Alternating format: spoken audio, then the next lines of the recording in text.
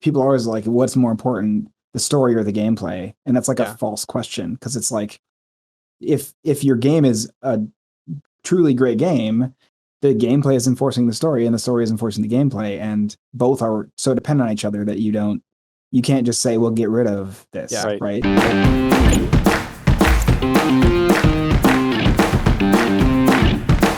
Hey everyone, welcome to Cabbages and Kings, where game developers talk about games and things. My name is Alex Neyman.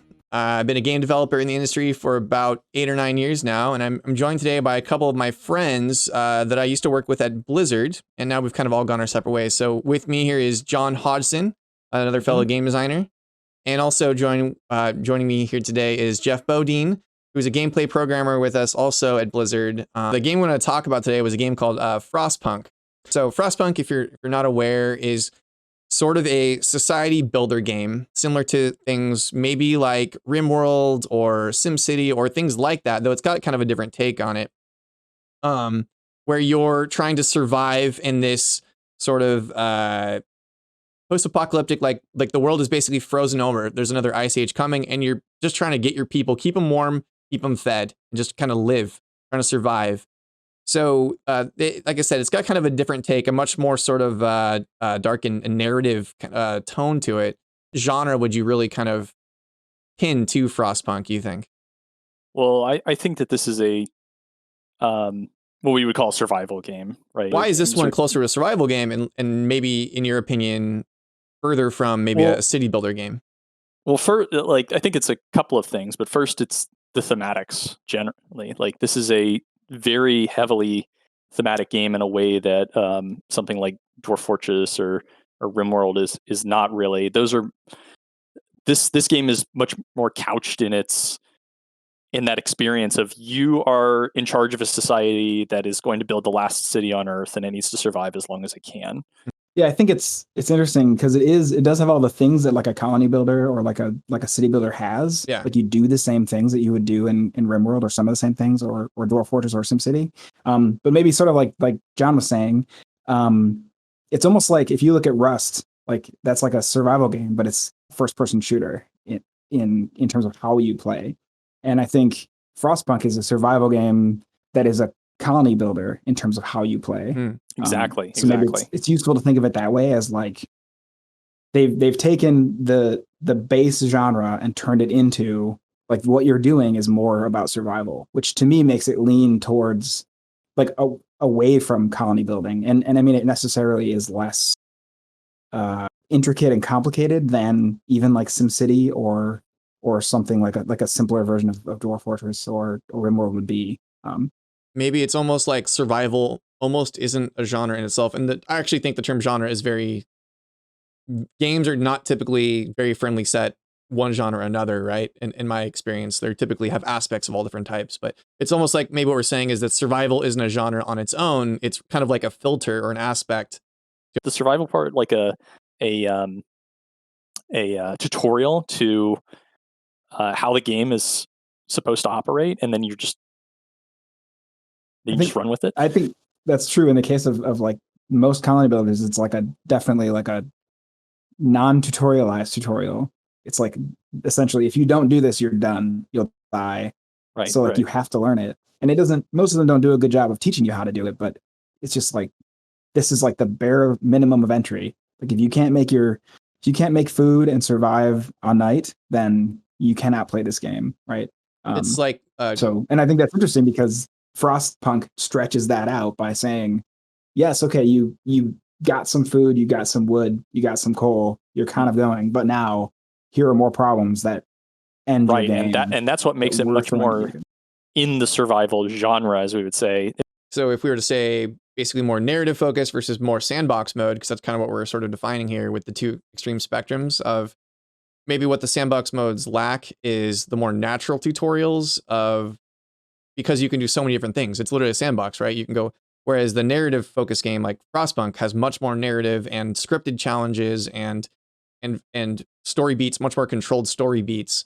Therefore, they can tutorialize different sections of the game. Like, all of a sudden more workers show up and I have to deal with, okay, I need more food. Or the cold, all of a sudden it gets colder, so I have to worry about heat. Whereas a sandbox mode game wouldn't necessarily have that as much. Frostpunk, to its credit, it doesn't try to say it's a sandbox game. It has plenty of things that are similar to like city building games, but I think it really leans into the narrative aspect of the game. And what it's really trying to do is tell a story, have you feel or experience this narrative that it's trying to give you, which is you're freezing to death and you're trying to like scrape through coal, and there's all these difficult decisions of am I going to start cutting off people's legs to get them back out there in the workforce, or do I put them in elderly care stuff and therefore drain my system and make the rest of my society have to work harder to make more food, right? Like these are all like crappy decisions you have to make, but it just sort of gives a narrative and a story to it, which I think is fun. And I like that it's different, because I don't think many builder games do this. Many society or sandbox or whatever you want to say do this nearly as much. No, they sell it super well. Like everything about Frostpunk is designed to make you feel awful in some way, right? Like it's like the cold coming in, even just little icons of like the little medical symbol when people are starting to get hurt, and it's like it says like little 32 next to it, and you're like, there are 32 people that are pain of my existence, that are suffering from frostbite right now. Like, game is definitely something that has something to say, and that's another reason why it's a bit different from these city builders and the society builders and builders games, is that they don't really have that, or at least I haven't encountered one that has that a really pointed version of what they want the game to tell you, what kind of moral they want to wrap up into this.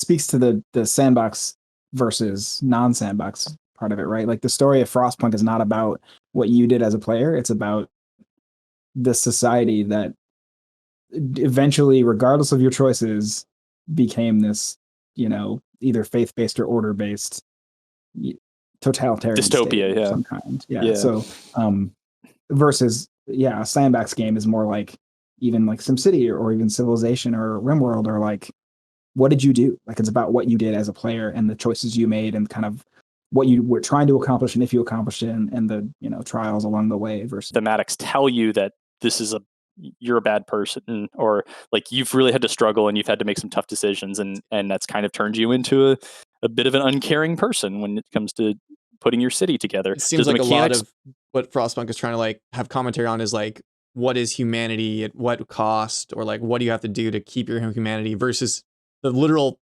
keeping yourself alive versus keeping your humanity. And like that's a lot of what versus keeping everybody.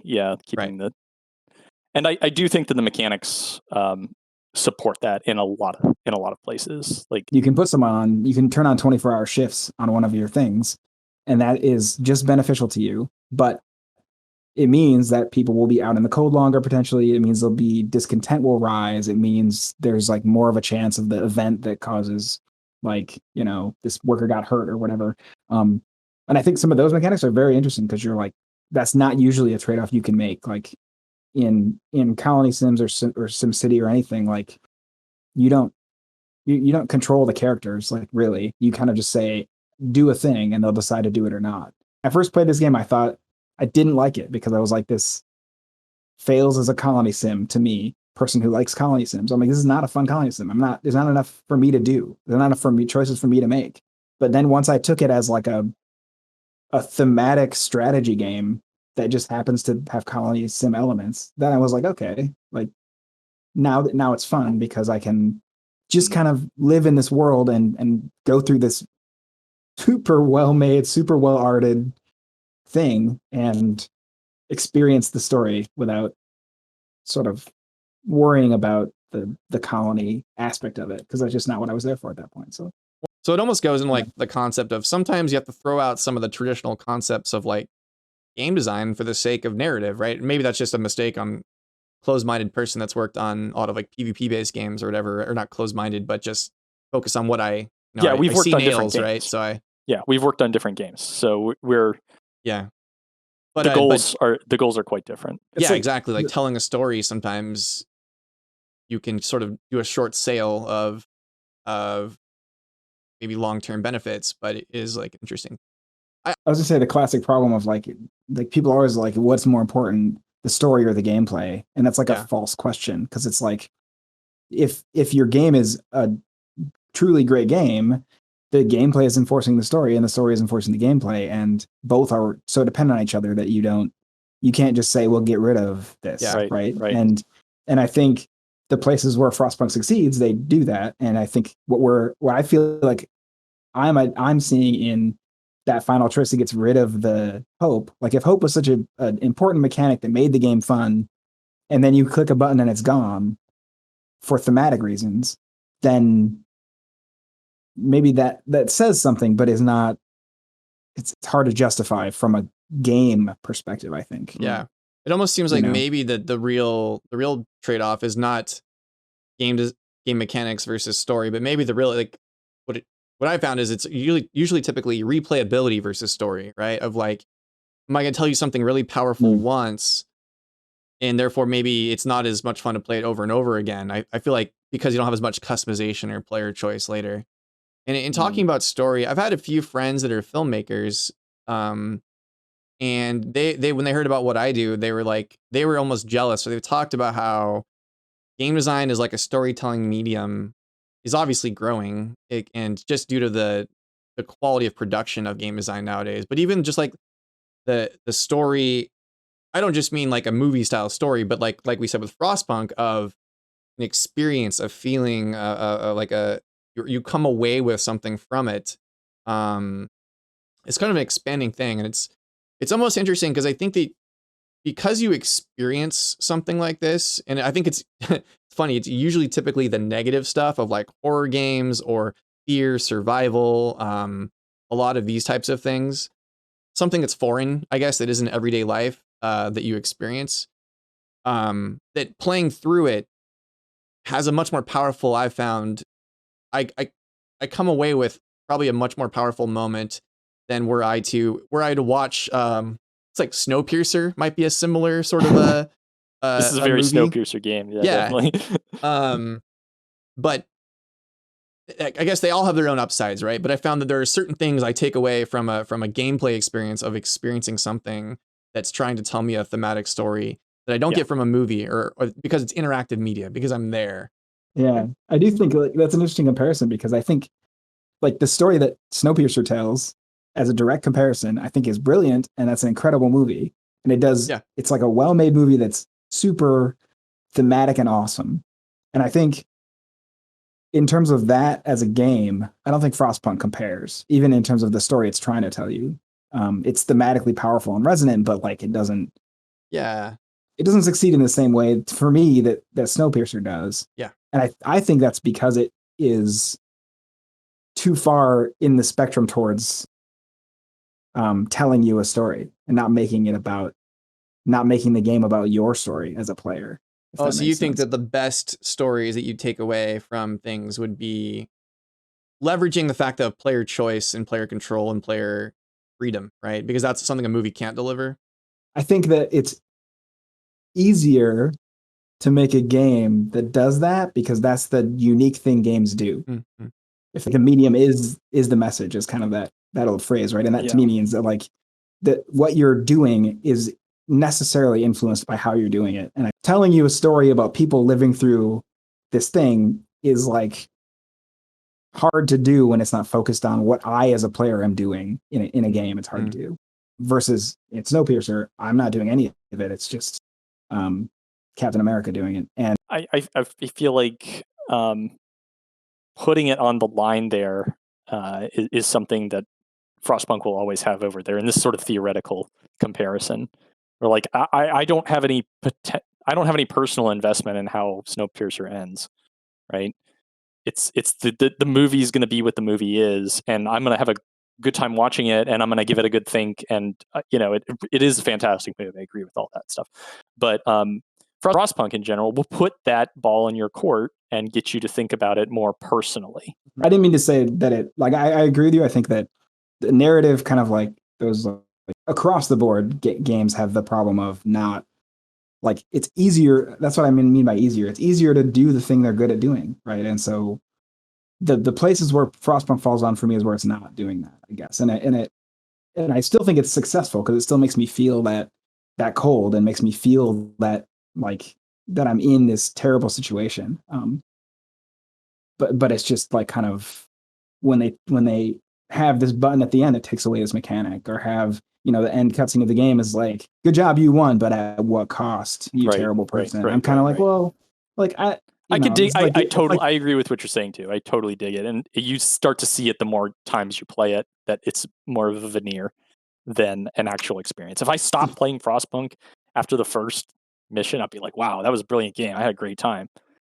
But they gave you all these other things that kind of great veneer. Yeah, I mean, it is like compelling and cool and unique. So I don't think it doesn't matter. It's a great game in what it's trying to do. So that's it for Frostpunk. A really interesting game. There's lots of really interesting thematic things it does, and it kind of toes that line between a couple different genres that I think is pretty interesting and cool. I always like to see games that are doing new stuff, and I think Frostpunk does do a couple, even if it takes old ideas and sort of reinvents them in a new game. So it's really cool. So thanks for coming out and joining me, Jeff and John. It's good to have you guys here. It's good to talk again about games. Hopefully we'll get you out here again at some point to talk about all sorts of stuff, because obviously there's lots of games to talk about. Games and things, dare we say? Yeah, game and things. We definitely talked about a lot of things. We should talk about some things. Yeah. So that's it for Cabbages and Kings. Thanks for joining, everybody. We talked about a lot of games and things. See you guys all next time.